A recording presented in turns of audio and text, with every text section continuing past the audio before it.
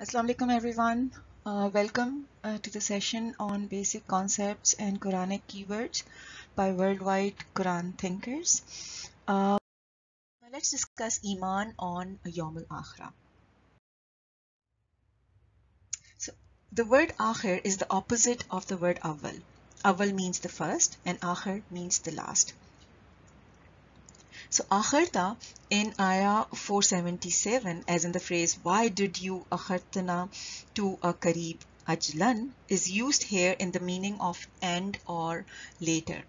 The word Akhira basically means the last of a continuous series of events, things, people, generations, etc. After which there's nothing further from the same series.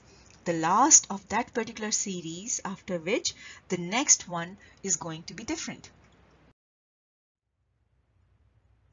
So Akhira is the last of the temporary life here on earth and the start of the hereafter wherein we will abide forever. So Hiyaat-ud-Duniya is the life on this earth and Qayyam Akhira is the life in the hereafter. So the basic misconception is that we are going to go, if we are Muslims, we are going to go in heaven only for a limited period of time in order to pay for our sins. Once we are cleansed and we are pure, we are going to get transferred to the heaven if we are Muslims. This is not supported by Quran. So whenever Quran talks about Akhira, it is a final abode. It is where we are going to live forever. So the basic concept of Emaan on Akhira is that we have been given the free will, the freedom to choose, to decide our beliefs in each and every action. Once we have been given this freedom to choose and the hidayah in the form of the kitab, we are then free to choose our decisions and actions. However, whatever deeds and actions we do in this world, we will be held accountable for those deeds based on the perfect scale of justice on the Day of Judgment. This conviction and Iman reflects in one's conduct, behavior and actions. As Mu'min, the requirement is to have firm conviction, to amanu in the stage of, even as stage of certainty, not just being amanu, but certainty and firm, solid conviction that sooner or later we are going to face the recompense, the perfect recompense of our actions.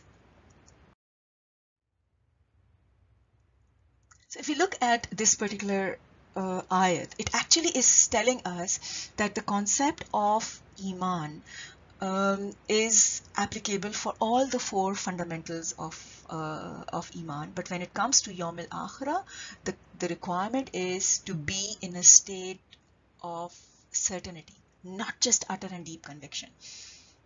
So if you look at the Iman on Youm Al Akhira, it is much beyond just being at Aman.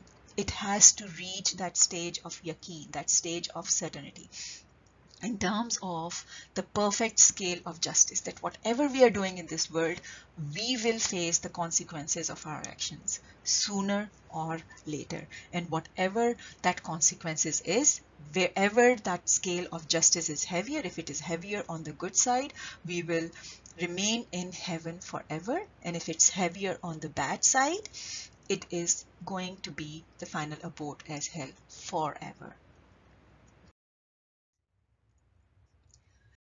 Now we are going to a question answer session. If because of any reason you're not able to ask us question during this session, you can also email us at info@gmail.com with your questions, and you can also contact us with quuranthinkers.com/contact to reach us directly.